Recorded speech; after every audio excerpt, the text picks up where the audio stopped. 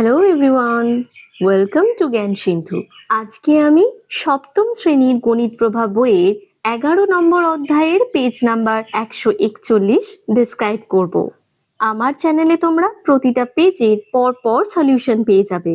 আমি তোমাদের জন্য প্লেলিস্ট তৈরি করে দিয়েছি, যার লিংক আমি ডেসক্রিপশন বক্সে প্রোভাইড করে দিয়েছি। তো আমার ভিডিও যদি তোমাদের ভালো লেগে থাকে তাহলে অবশ্যই ভিডিওটিতে একটি লাইক করবে এবং চ্যানেলটিকে সাবস্ক্রাইব করবে।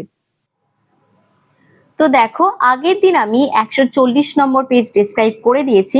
তো আজকে এখান থেকে শুরু করব। তো কি বলেছে, পেলাম কোনো দশমিক সংখ্যায় যদি দশমিক বিন্দুর পরে বিজোড় সংখ্যক অঙ্ক থাকে তাহলে সেই দশমিক সংখ্যা কখনোই পূর্ণবর্গ দশমিক সংখ্যা হবে না।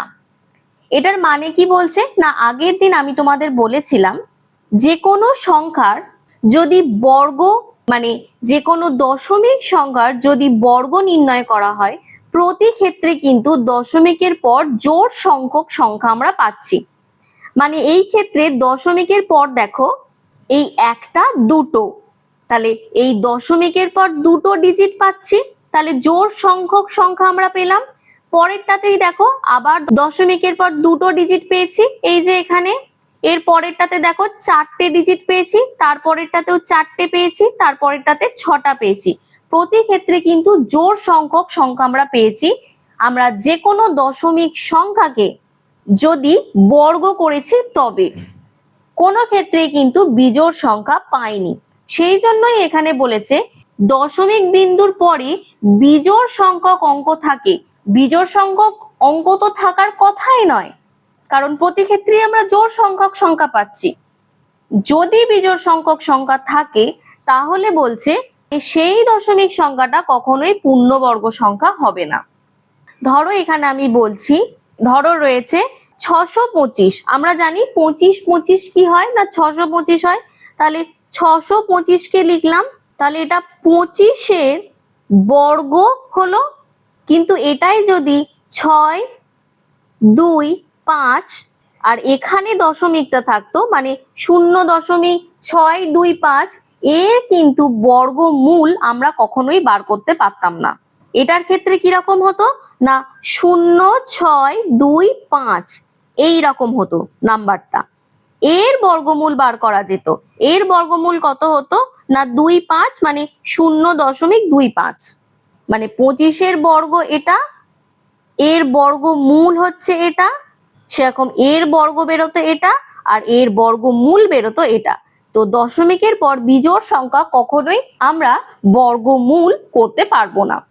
তাহলে পরে কি বলেছে দেখো, এবার দশমিক পূর্ণবর্গ সংখ্যার বর্গমূল করার চেষ্টা করি।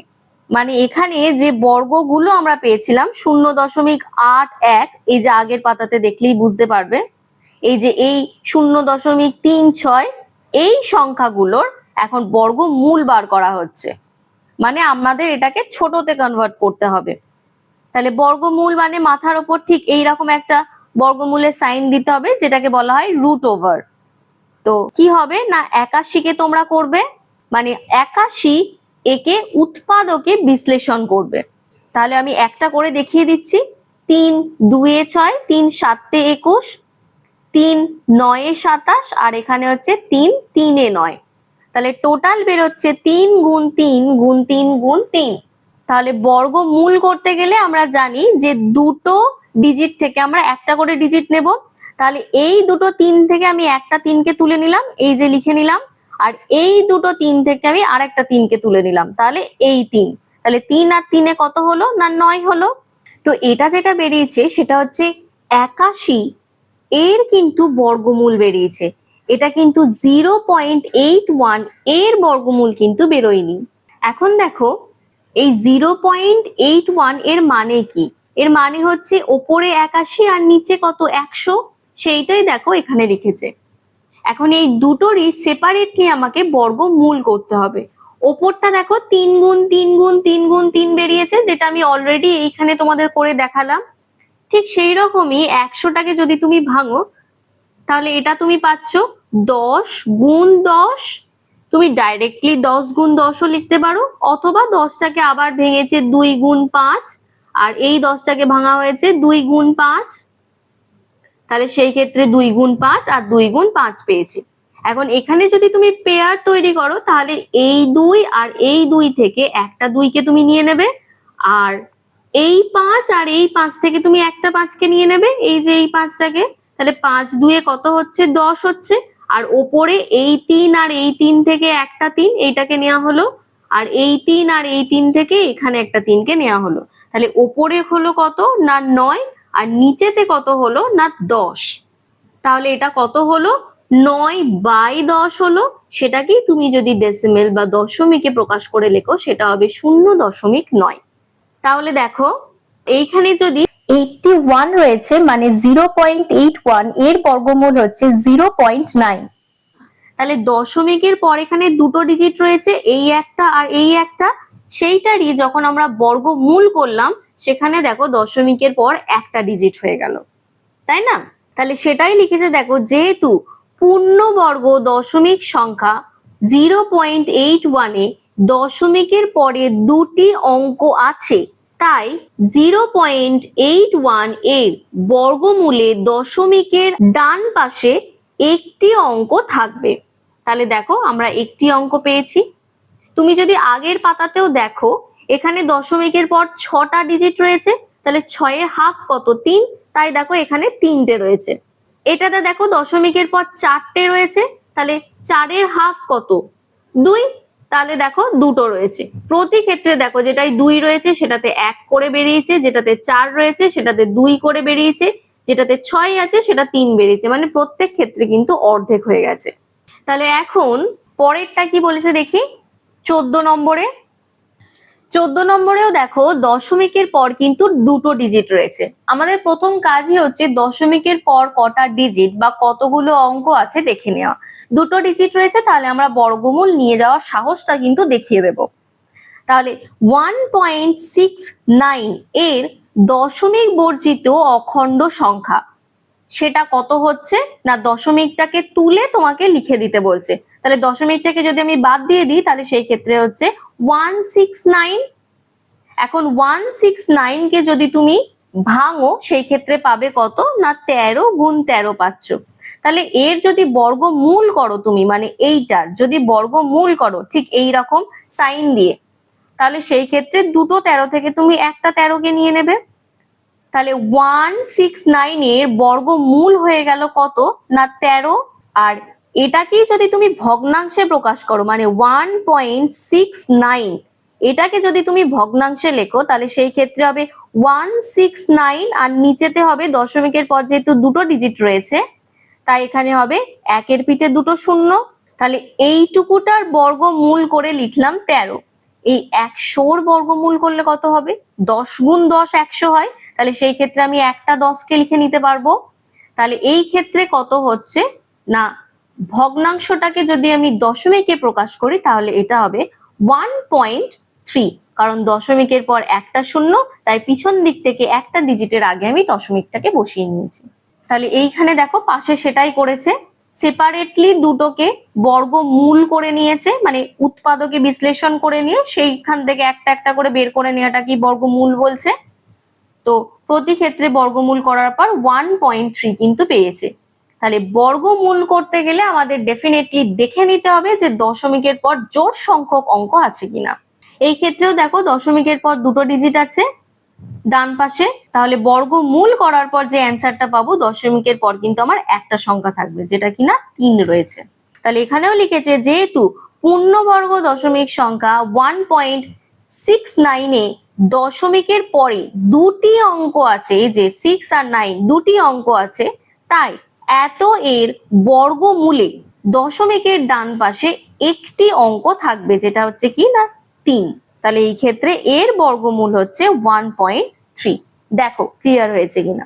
তাহলে চলো এবার চলে যাই নাম্বার 15 এ। নাম্বার 15 এ কি দিয়েছে দেখো, এত এর বর্গমূল লিখি। প্রথমে দেখে নিই দশমিকের পর আমার জোড় সংখ্যক সংখ্যা আছে কিনা। এখানে হচ্ছে 1 2 3 4 চারটে রয়েছে, তাহলে জোড় সংখ্যক সংখ্যা রয়েছে, আমি বর্গমূল করার সাহসটা দেখিয়ে দেব। তাহলে এই ক্ষেত্রে এই যে দশমিক সংখ্যাটা দিয়েছে দশমিক বর্জিত সংখ্যা, দশমিকটাকে বাদ দিলে আমরা কি পাবো, আমি ওপরটাতে লিখে নিচ্ছি 1 2 2.25 শুধু দশমিকটা বাদ দিয়ে লিখেছি। এখন দশমিক বর্জিত যে সংখ্যাটা পেয়েছি সেটাকে উৎপাদকে বিশ্লেষণ করে নিচ্ছি। তাহলে 5 গুণ 5 গুণ 7 গুণ 7 পেয়েছি, তাহলে দুটো 5 পেয়েছি আর দুটো 7 পেয়েছি। দুটো 5 গুণ ফর্মে আছে বলে তাই 5 এর স্কোয়ার দেওয়া হয়েছে, দুটো 7 গুণ ফলে আছে বলে 7 এর স্কোয়ার দেওয়া হয়েছে। এখন দুটো 5 থেকে আমি একটা 5কে তুলে নিলাম, আর এখানে হচ্ছে দুটো 7 থেকে আমি একটা 7কে তুলে নিলাম। তাহলে এর বর্গমূল করার পর আমি যে অ্যান্সারটা পেলাম সেটা হচ্ছে 5 7 35।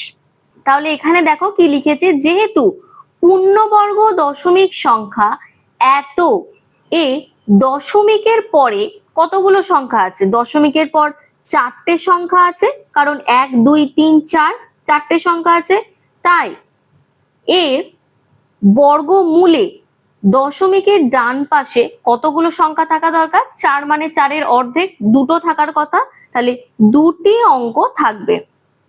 তাহলে আমি ডাইরেক্ট 35কে লিখে নিলাম।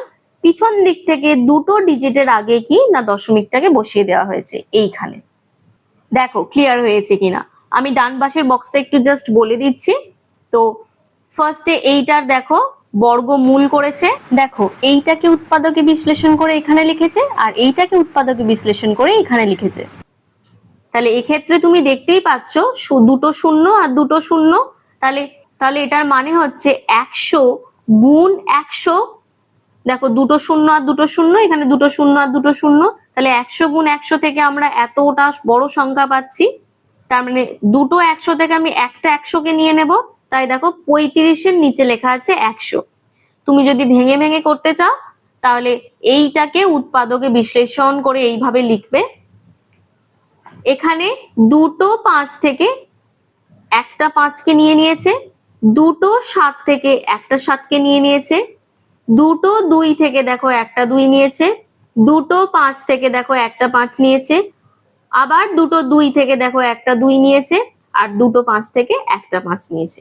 এই সবগুলোকে গুণ করলে তুমি পেয়ে যাবে উপরে 35 আর নিচেতে পেয়ে যাবে 100। তাহলে এত এর বর্গমূল কত হচ্ছে 0.35।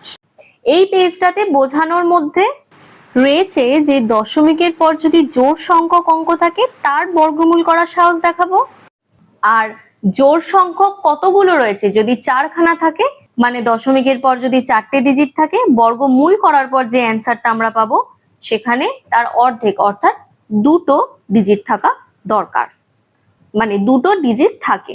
দেখো ক্লিয়ার হয়েছে কিনা। তো তোমাদের যদি কোনো ধরনের ডাউট থেকে থাকে তোমরা আমাকে কমেন্ট সেকশনে জিজ্ঞাসা করে নিতে পারো। তো আজকের জন্য এইটুকুই, দেখা হচ্ছে নেক্সট ক্লাসে।